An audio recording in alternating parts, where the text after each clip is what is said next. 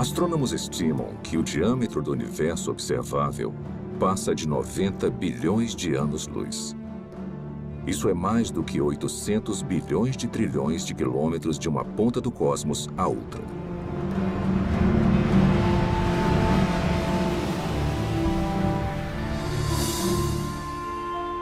O universo contém pelo menos 170 bilhões de galáxias, com tantas estrelas e planetas que superam em número a quantidade de grãos de areia em todas as praias do mundo.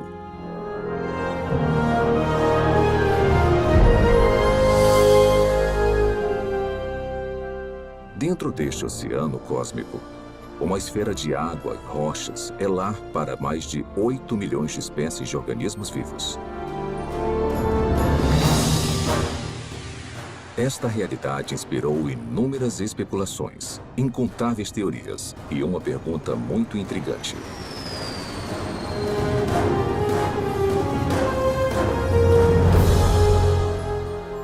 Quais são as chances de a vida ter surgido no terceiro planeta depois de um Sol orbitando em um braço espiral da galáxia Via Láctea? Foi simplesmente um golpe de sorte? Ou haveriam mais aspectos envolvidos além do acaso e das interações aleatórias entre matéria e energia?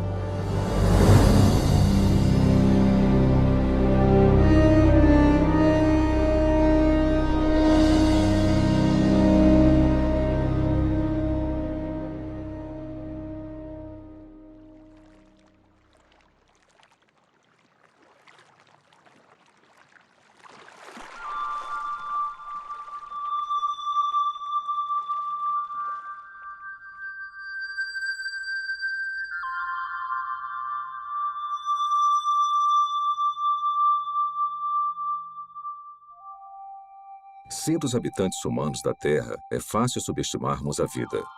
Na verdade, somos mimados por uma abundância.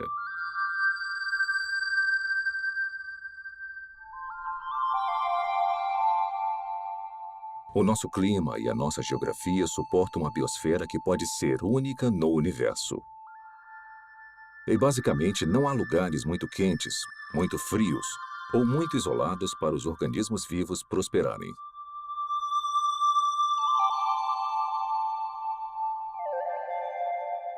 Dentre essa diversidade espetacular, talvez o maior desafio já encarado pela ciência ecoe de todo inseto, sequoia e baleia. Como a primeira vida passou a existir em um momento em que não havia vida de nenhum tipo? Como surgiu a vida na Terra? Por onde começar? Tem dezenas de teorias. E dá para perceber que tem uma grande diversidade de pontos de vistas, e muitos são mutuamente contraditórios. Para começar a tentar decifrar o mistério, você precisa fazer suposições sobre o que deve ter acontecido num passado distante. Não há provas diretas, porque não tinha ninguém lá para testemunhar o evento. E não tem praticamente nenhum registro fóssil. O que nós nunca observamos, são compostos químicos sem vida, formando uma célula. Então, temos um campo de pesquisa em que a ação importante já aconteceu.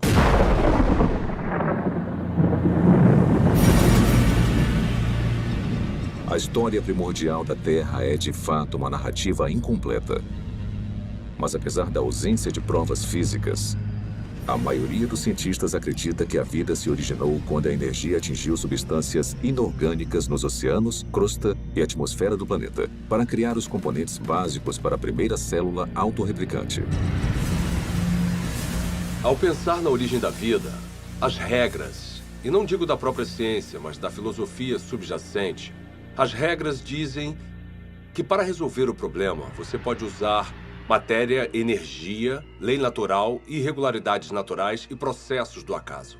Mas o seu kit de ferramentas acaba aí. O que você não pode usar, de acordo com as regras, as ditas regras da ciência, é mente ou inteligência. Se tivermos que dar um nome a essa posição, não tem um nome melhor do que materialismo científico. Uma filosofia que diz que a única explicação aceitável deve ser dada com base na matéria e na energia. E se você não consegue resolver o problema com essas ferramentas, você não pode mudar as regras. Então, partindo dessa perspectiva, como a vida se originou a partir de apenas matéria e energia? Agora, tenta resolver o problema. Como construir uma célula? Toda vida que já existiu na Terra é composta de células. E os indícios para sua origem estão entrelaçados em uma rede de máquinas moleculares.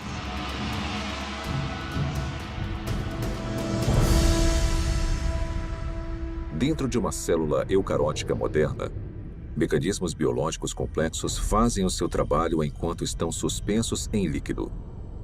Não há vida nessas máquinas, mas juntas elas permitem crescimento, movimento, metabolismo e reprodução, as funções vitais da vida.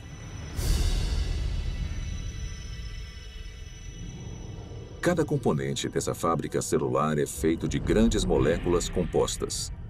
E as mais numerosas são as proteínas. Com funções modernas, as proteínas foram projetadas para desenrolar e copiar informação genética em uma cadeia de DNA. Desencadear reações químicas com formatos encaixáveis. Controlar a passagem de eletrólitos e nutrientes pela membrana celular. Tipo de proteína, cinesina. E carregar recipientes cheios de carga por andaimes, também feitos de proteína, que se montam sozinhos e vão até os lugares necessários da célula. Ampliado 500.000 vezes, um glóbulo vermelho contém 280 milhões de proteínas hemoglobinas, cada uma com a função de carregar oxigênio. Isolando uma delas, descobrimos que cada proteína é feita de centenas de moléculas menores chamadas aminoácidos. São encontrados 20 tipos diferentes de aminoácidos em organismos vivos. A estrutura química distinta de cada molécula permite a formação de mais de 100.000 tipos diferentes de proteínas. A construção começa quando aminoácidos selecionados são organizados em uma cadeia. É um processo que costuma ser comparado à organização de letras do alfabeto em palavras e frases com significado.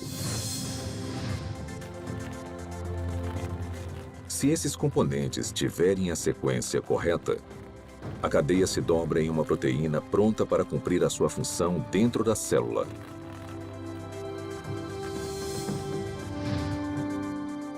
Mas se os aminoácidos forem arranjados na ordem errada, a cadeia não vai se dobrar e eventualmente será destruída. A célula viva mais simples contém pelo menos 300 tipos diferentes de proteínas e o mecanismo biológico necessário para crescer, se reproduzir, converter energia, guardar e processar informação genética e proteger os seus conteúdos do mundo externo. Componentes e funções similares também seriam necessários na primeira célula viva. Agora vamos aplicar essa química básica a uma teoria familiar para a origem da vida. Os cientistas especulam há muito tempo sobre oceanos primordiais cheios de aminoácidos que flutuavam como carrinhos de bate-bate. Talvez algumas dessas colisões aleatórias tenham produzido uma cadeia longa o suficiente para se dobrar em uma proteína. Depois, mais aminoácidos se juntaram a mais cadeias que se dobraram em ainda mais proteínas. Simultaneamente, outras moléculas complexas, incluindo ácidos nucleicos, gorduras e açúcares, também se juntaram para formar componentes essenciais. Então, sem previdência ou direção, a combinação certa de moléculas se juntou de alguma forma nessa sopa química para formar uma membrana que envolvia todas as máquinas específicas necessárias para uma célula autorreplicante. E pronto! Vida a partir de uma matéria não viva. Tudo parece tão plausível. O problema é que, na Terra primitiva, a complexidade interna necessária para sobreviver seria enorme. Porque a vida, como a conhecemos, é caracterizada por máquinas celulares e muitas delas. E se você tirar esse hardware essencial, a célula deixa de existir. Porque chega um momento em que ela não consegue se simplificar mais e ainda existir. Uma simplificação maior seria a morte. Costumamos ouvir críticas como: você não pode projetar a biologia celular moderna no passado. Porque o que quer que tenha sido a primeira célula, ela era mais simples do que o que vemos hoje. Tudo bem, eu posso entender isso como uma premissa. Descreva então a primeira célula.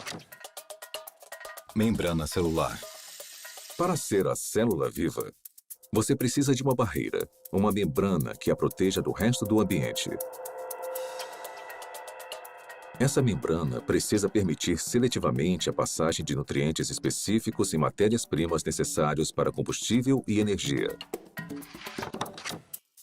Você também vai guardar grandes quantidades de informação genética em cadeias de espiral de DNA. Essas instruções detalhadas para a vida são copiadas com uma precisão notável. Então, em fábricas chamadas ribossomos, essa informação é convertida em cadeias de aminoácidos e proteínas.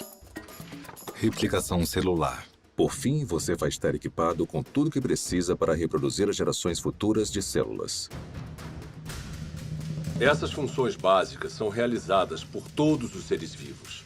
São, de certa forma, características do que significa estar vivo. Então, seja uma célula do passado, uma célula bem simples, ou uma célula mais complicada de hoje em dia, não faz diferença, ela vai precisar realizar essas funções. Grande parte dos químicos acredita, assim como eu, que a vida surgiu espontaneamente, a partir da mistura de moléculas na terra prebiótica. Como? Eu nem imagino. George Whiteside, químico, Universidade Harvard. Apesar dos assombrosos obstáculos, a noção de que componentes químicos básicos se organizaram para formar uma célula viva é sugerida no mínimo 150 anos. Em 1871, Charles Darwin escreveu uma carta na qual descreveu um pequeno lago morno com todos os componentes químicos certos para criar a vida. Meio século depois, o bioquímico russo Alexander Oparin expandiu as ideias de Darwin. Em seu livro A Origem da Vida, ele teorizou sobre uma sopa primordial e uma progressão gradual de uma química simples até uma célula viva. Então, em 1952, essa hipótese foi testada. Stanley Miller, um aluno de pós-graduação da Universidade de Chicago, tentou determinar se uma química simples poderia produzir componentes reais de vida.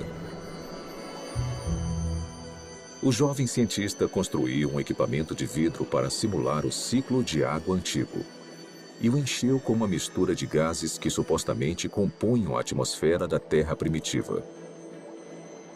Miller aqueceu os componentes e atingiu os gases com descargas elétricas. Faíscas elétricas para desencadear uma reação.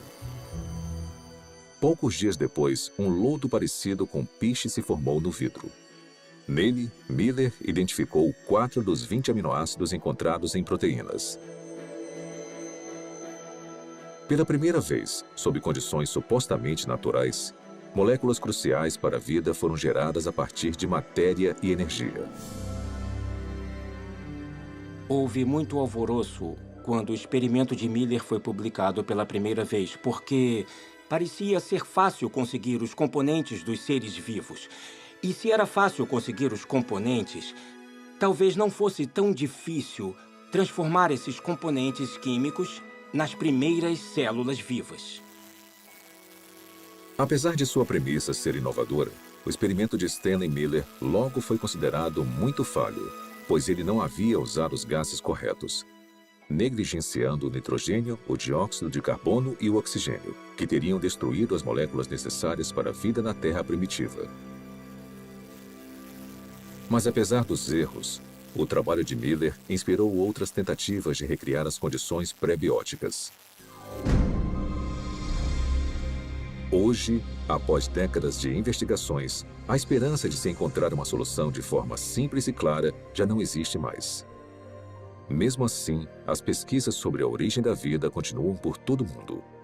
Sua hipótese essencial de que as células vivas surgiram através da química natural agora é conhecida como evolução química. A evolução química vem com muita bagagem. E se você for levá-la a sério como uma explicação para a origem da vida, com certeza você também precisa levar a sério certas propriedades fundamentais da biologia.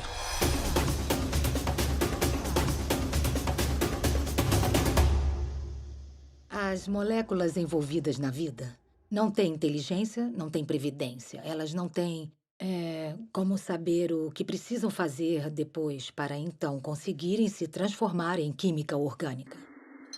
Se eu colocar aminoácidos em um tubo de ensaio no meu laboratório, mesmo se eu esquentar e misturar muito bem, e fizer isso por 100 anos, 1000 anos, 10.000 anos ou 1 milhão de anos, nada aconteceria.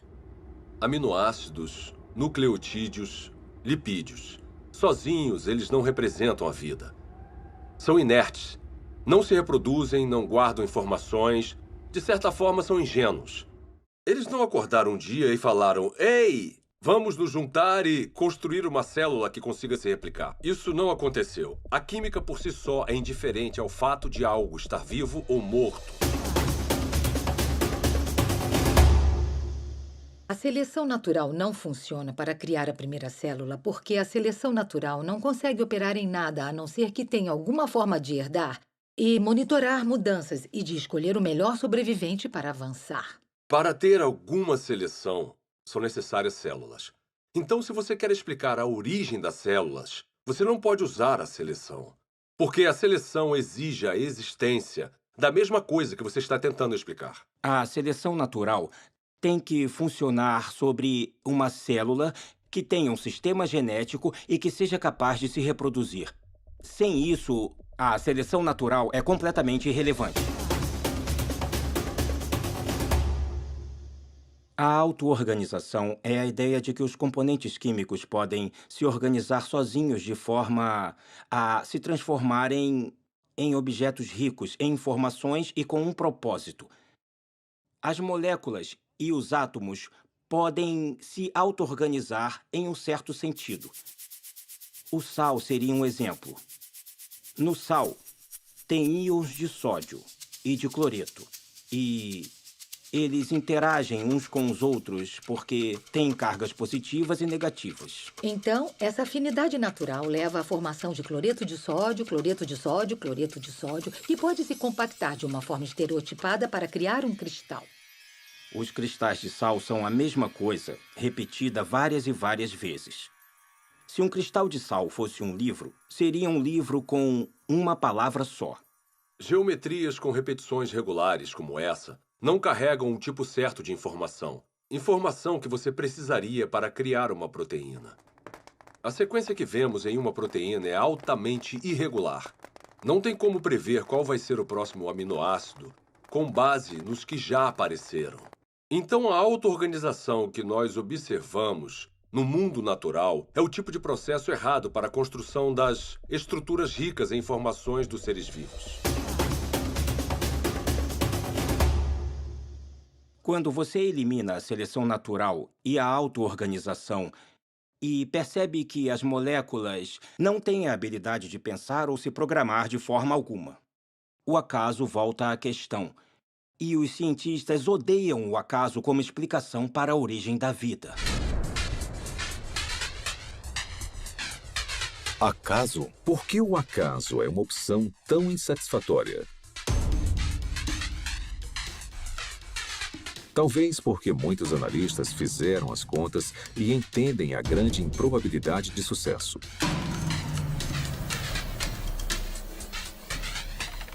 O acaso é definido como o elemento desconhecido e imprevisível em qualquer evento que não tenha um motivo atribuível ou orientação de uma lei natural ou de um agente inteligente. Desde o século XVII, uma ferramenta foi utilizada constantemente para prever o resultado de tais eventos. Se chama probabilidade matemática. De forma bem simplificada, é assim que a teoria funciona. Quando você atira uma moeda e escolhe cara, a probabilidade de você acertar é de 50%, ou uma probabilidade de 1 sobre 2. Se atirar 2 moedas, a probabilidade de tirar cara 2 vezes simultâneas é de 1 sobre 4. 3 moedas e 3 caras em uma única tentativa? 1 sobre 8.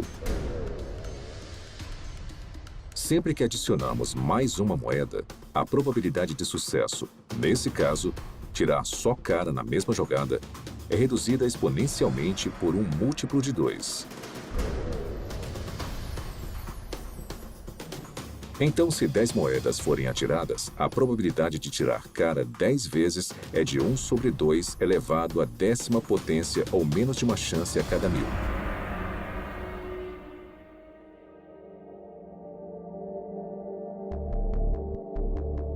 Quando aplicado à origem da vida e à formação aleatória de grandes biomoléculas, a teoria da probabilidade esclarece as limitações do acaso como um agente criativo na Terra primordial. Por exemplo, quais são as chances de uma única proteína se formar exclusivamente através das interações às cegas da química? O nosso alvo é uma molécula menor do que a média, composta de 150 aminoácidos alinhados para garantir uma cadeia dobrada. Os pesquisadores calcularam que, na Terra antiga, a probabilidade de sucesso era de 1 sobre 10 elevado à 164ª potência.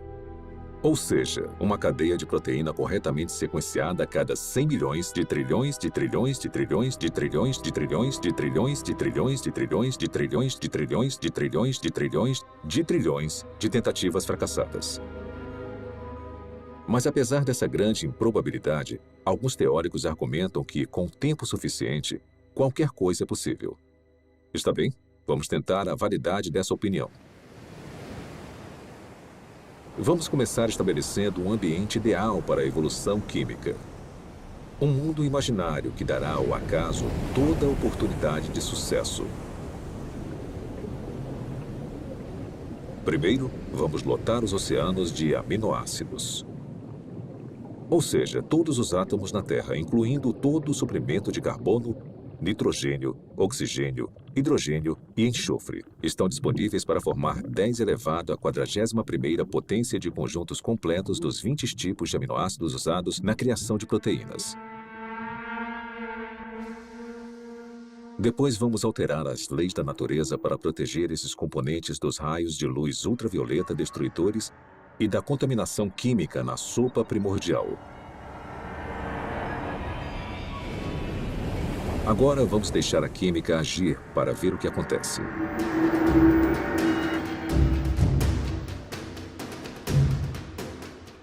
Os aminoácidos começam a se juntar furiosamente. No nosso experimento, uma cadeia inteira com 150 unidades se forma sozinha em apenas 1 segundo. Como os 20 tipos de aminoácidos estão disponíveis, na maioria dos lugares, há uma probabilidade de 5% ou de 1 sobre 20 da molécula correta se alinhar na cadeia. Se a sequência estiver incorreta, a cadeia é destruída imediatamente e se inicia um novo agrupamento. Por todo o planeta, 6 milhões de bilhões de trilhões de trilhões de tentativas vão acontecer a cada minuto.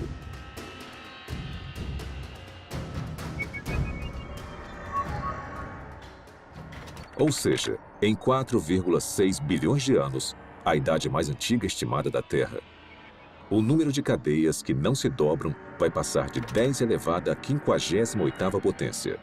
É uma quantidade espantosa, mas não chega nem perto de 10 elevado à 164ª potência. Aproximadamente as tentativas necessárias para se criar uma proteína de 150 aminoácidos por acaso. Então, se a química não direcionada não consegue criar a nossa cobiçada molécula durante toda a história da Terra, quanto tempo teria sido necessário? Para descobrir, vamos fazer um passeio. Vamos começar construindo uma ponte que percorra o diâmetro do universo observável. Uma distância de mais de 90 bilhões de anos-luz. Depois, vamos colocar uma ameba em uma extremidade da ponte. Esse organismo unicelular vai viajar a velocidade espontaneamente de 30 centímetros por ano. Começar. Enquanto esperamos uma proteína se formar por acaso, a ameba se arrasta por mais de 5 bilhões de anos para cruzar todo o universo e depois voltar.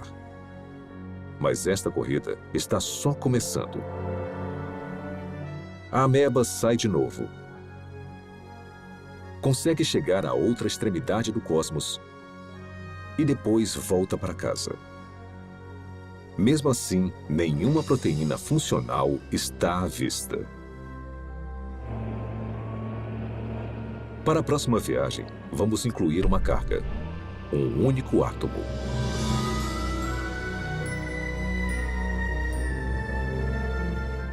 Após percorrer lentamente mais de 800 bilhões de trilhões de quilômetros, a ameba deixa a carga e volta para pegar mais. Será que ela vai voltar antes da nossa proteína sortuda se formar? Com certeza. Na verdade, ela vai fazer mais 10 viagens completas. Depois 20, 100, 1000. E ainda não há nenhum sinal de uma molécula utilizável. A ameba continua fazendo viagens completas até carregar todo o átomo da Terra. Depois, todos os átomos do nosso sistema solar. Depois, todo o planeta e estrela da Via Láctea. Um átomo por vez. Na verdade, enquanto esperamos uma proteína se formar sozinha, a ameba tem tanto tempo que, se movendo apenas 30 centímetros por ano e carregando um átomo por viagem, ela vai transportar todo o universo, mais de 56 milhões de vezes. É esse o tempo que demoraria para o acaso criar uma proteína funcional. Suponhamos que, contra todas as probabilidades, a evolução química tenha produzido uma única proteína funcional. Haveria vida? Não. Haveria uma proteína. Um arranjo sem vida de aminoácidos. A célula viva mais simples que conhecemos tem mais de 300 proteínas diferentes. Mas as proteínas são só uma parte da história quando pensamos em uma célula de verdade. Lembre-se, são necessários carboidratos, açúcares complexos, ácidos nucleicos, DNA e RNA, lipídios e uma grande variedade de compostos químicos diferentes que vão constituir conjuntamente a vida. Todos esses componentes precisam ser reunidos no mesmo microambiente, no mesmo momento.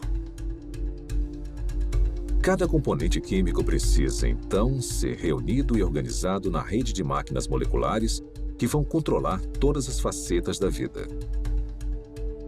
Se nós conseguirmos entender toda a dificuldade de produzir uma máquina molecular usando nada além de átomos e energia, vemos que há um grande problema, porque quando temos uma máquina molecular, não temos um ser vivo. Essas máquinas moleculares precisam de outras máquinas moleculares. E mesmo se a natureza fosse capaz de produzir todas as máquinas moleculares necessárias, não seria o suficiente. Todas elas precisariam estar juntas em um espaço pequeno envolvido por uma membrana que chamamos de célula. Pelo meu conhecimento do que é necessário para se criar uma célula, tudo tem que acontecer na mesma hora. Não pode acontecer uma parte por vez, porque tudo trabalha junto em um loop causal. O mais alto nível de organização transcende as partes. A organização espacial na célula exige que as moléculas estejam no lugar certo na hora certa. O DNA é copiado para o RNA. A polimerase que faz a cópia precisa encontrar o lugar certo no DNA para começar a copiar. O RNA precisa se ligar de alguma forma aos ribossomos, que precisam estar em um lugar específico, e então as proteínas criadas precisam ir a um outro lugar específico. Isto é muita coisa para ser explicada pelo acaso. A probabilidade de eles estarem no mesmo espaço ao mesmo tempo se torna mais do que inimaginável. E a probabilidade deles estarem cercados por uma membrana, assim como uma célula, é basicamente impossível. Tirando o acaso da questão, a busca por uma explicação materialista viável seguiu em várias direções. As teorias incluem superfícies de argila com rachaduras, para onde as moléculas orgânicas poderiam ser atraídas e alinhadas em cadeias de ácidos nucleicos e aminoácidos. Fontes hidrotermais no fundo do mar, que expeliam componentes químicos de caldeirões subaquáticos aquecidos a centenas de graus.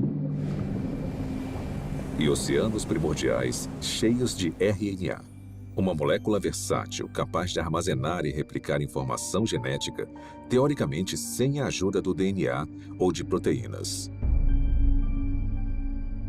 Propostas como essas causaram um interesse considerável.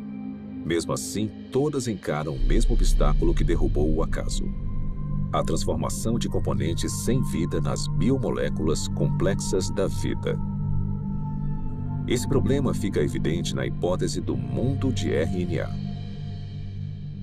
O mundo de RNA é a ideia de que é possível juntar nucleotídeos suficientes para criar uma cadeia longo o suficiente para se autocopiar e, depois de se copiar, fazer a mesma coisa novamente. Os pesquisadores da origem da vida supõem que a primeira vida era composta de nada além de RNA e podia, de alguma forma, criar um mundo mais complexo, onde há proteína e DNA. Ninguém sabe como isso aconteceria. Desde a apresentação do mundo de RNA, a aceitação da teoria aumentou, apesar das várias limitações, inclusive a durabilidade da molécula. Se você apenas olhar para uma molécula de RNA, ela parece se desintegrar. Trabalhar com RNA é extremamente difícil, porque ele é muito delicado. Ele foi criado para ser um depósito temporário de informação. E, em consequência da sua delicadeza, é muito improvável que ele seja útil como algum tipo de ponto de partida para a existência da vida. Então, o RNA não pode preceder a primeira célula porque precisa estar dentro de um ambiente celular para ficar estável, para ser copiado e para ser útil. Hoje em dia, moléculas de RNA são criadas em condições de laboratório. Para muitos bioquímicos, essas cadeias sintéticas de ácidos nucleicos são pelo menos uma confirmação parcial de que a evolução química criou a vida na Terra primordial. Para criar RNA no laboratório, você precisa limpar as superfícies, limpar as pipetas, usar luvas especiais e deixá-lo coberto. E depois torcer para não haver contaminação, porque se houver, o RNA já era. Depois, você precisa resolver o problema do sequenciamento. Então, você precisa de cientistas trabalhando duro para sequenciar o RNA, tentar combinações diferentes e encontrar uma que possa se copiar. Depois, você precisa ter uma cadeia complicada de RNA, que consiga funcionar como a herança e como a enzima no sistema. E as maiores mentes do mundo estão trabalhando nisso, mas ainda não conseguiram resolver o problema. Refletindo sobre a origem da vida e as implicações do RNA sintético, o químico Robert Shapiro observou: a falha nesse tipo de pesquisa não é a química. A falha é a lógica de que o controle experimental de um laboratório moderno estaria disponível na Terra primordial. Na verdade, as chances contra o RNA se formar sozinho são astronômicas.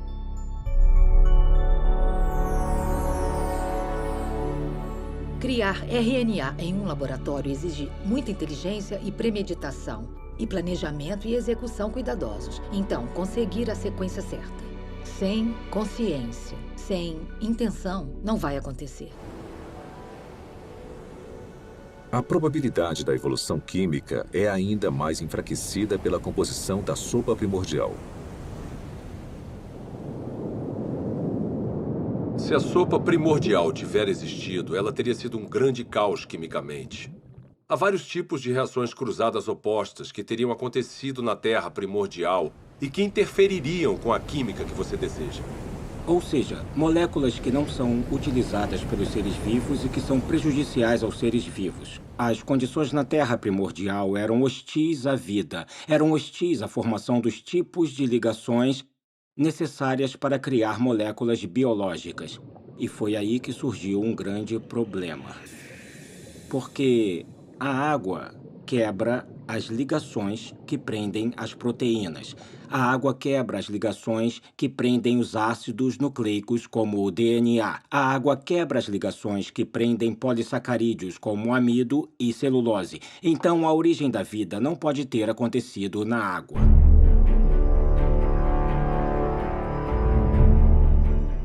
Encarando desafios intransponíveis na Terra, alguns cientistas expandiram as fronteiras de suas buscas. Em 1976, o biólogo vencedor do Prêmio Nobel Francis Crick propôs uma alternativa radical para a origem da vida.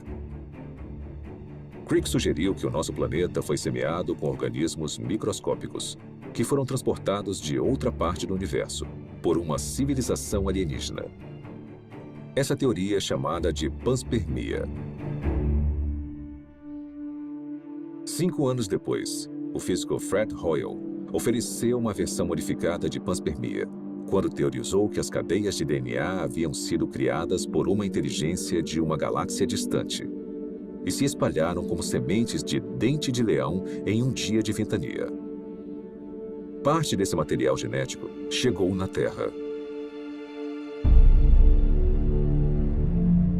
Outra versão da teoria, popularizada pela Rocha de Marte, um meteorito descoberto na Antártida, afirma que micróbios evoluíram em outro lugar da galáxia e vieram até a Terra, em cometas e asteroides. De alguma forma, podemos falar que a panspermia é um abandono da ciência, porque ela coloca o problema além da examinação. Se a ciência nos diz que a vida provavelmente não começou a existir por conta própria aqui na Terra, então deve ter vindo de outro lugar. Mesmo que pareça um filme de terror ruim dos anos 1950, veio do espaço sideral. Se eu não consigo explicar a vida no planeta Terra, porque, digamos, a atmosfera necessária é geologicamente implausível ou porque eu não consigo a quantidade suficiente de moléculas biologicamente relevantes, esses problemas vão existir em qualquer outro planeta onde postularmos que a vida se originou. Não podemos apagar esses problemas mudando de lugar para outra parte da galáxia. Resumindo, a panspermia não resolve o problema da origem da vida, só o joga para outro local. As falhas da panspermia levaram alguns pesquisadores a uma teoria que vai além da astronomia convencional: o multiverso. De acordo com essa hipótese, o nosso universo não é único. Em vez disso, bilhões ou trilhões de universos foram gerados por um processo natural desconhecido. E conforme as oportunidades aumentaram exponencialmente, as chances impossíveis se tornaram prováveis. Até que, inevitavelmente, com o tempo, a combinação certa de matérias-primas, ambiente, leis da natureza e uma grande dose de sorte produziram as moléculas e máquinas biológicas necessárias para a primeira célula viva. Em outras palavras, em um vasto e teórico oceano de universos, alguém tinha que ganhar a loteria cósmica, e fomos nós. Quando eu leio algum livro sobre a origem da vida que considera alguma proposta para a formação, como digamos, de RNA ou proteínas, e até o autor admite que é quimicamente implausível, eu me pergunto como ele se meteu nesse pepino. Propor um caminho implausível para uma coisa que, para o mundo todo, parece ser planejada. Será que o materialismo científico é provavelmente falso? Ele se meteu nisso porque uma filosofia disse a ele. É a única resposta aceitável. E nesse impasse, eu quero falar ao autor, olha, você sabe que é implausível, eu sei que é implausível. O motivo de ter chegado até aqui, parado na beira desse penhasco que cai na implausibilidade, é porque bem lá atrás, você decidiu que só uma explicação materialista faria sentido. Quantas explicações diferentes e fracassadas dentro da caixa materialista nós precisamos ter antes de decidir que talvez precisemos sair agora dessa caixa. Talvez precisemos de outro tipo de explicação. Quando analisamos as várias teorias científicas, teorias da física, teorias da química, teorias sobre a formação de estrelas, essas teorias são sobre o mundo lá fora. Mas quando falamos sobre a origem da vida, estamos falando de uma teoria que nos envolve. O lugar de onde viemos, nossas origens definitivas, nossas visões de mundo, nossas filosofias, nossa ciência, tudo está ligado. E isso separa a pergunta sobre a origem da vida de todas as outras perguntas na ciência. A ciência natural não está desconectada de tudo o que sabemos ou acreditamos sobre o mundo. Então, uma pergunta limitada e aparentemente técnica, como o RNA surgiu, pode acabar se ligando no tecido da realidade. É uma pergunta muito diferente, como, será que Deus existe? Deus é possível? É possível que Deus seja real? Se a vida, com toda a sua riqueza, não surgiu através de um processo estritamente físico ou natural, precisamos ter indícios disso. E eu acho que a origem da vida é o ponto central em que muita coisa acaba mudando. Eu olho para a natureza como um ser humano curioso e me pergunto, na minha visão, quais são os indicadores normais de inteligência? Eu os vejo na vida? E a resposta é, sim, em abundância. O que vemos nos sistemas biológicos é maravilhoso, é lindo, é elegante e quanto mais aprendemos sobre biologia, mais óbvio é o design. Quando eu comecei a me envolver com o design inteligente, tinha gente postando coisas na internet e falando: eu me formei no MIT e fui para a Universidade de Washington e pós-doutorado em Harvard. E elas falavam coisas como, ela era inteligente. O que aconteceu? Na verdade, o materialismo coloca vendas nos olhos da ciência e nós deixamos passar o que é mais significativo no mundo. Então, esse é um ótimo momento para ser uma cientista, porque nós temos a oportunidade de ver as coisas com novos olhos. A inteligência é extremamente útil como uma forma de explicar a origem da vida que realmente faça sentido com o que observamos na natureza. A natureza parece ter sido criada. A vida pode ter sido criada. O design, a inteligência explicam as coisas como toda a informação que vemos dentro de uma célula. Não tem nada de mágico nos seres vivos. Eu sou um cientista, eu não acredito em mágica. Eu acredito em mecanismos e causas que são suficientes para atingir o fenômeno que eu observo. A inteligência é suficiente. A inteligência é necessária. Portanto, a inteligência é a conclusão na qual eu chego.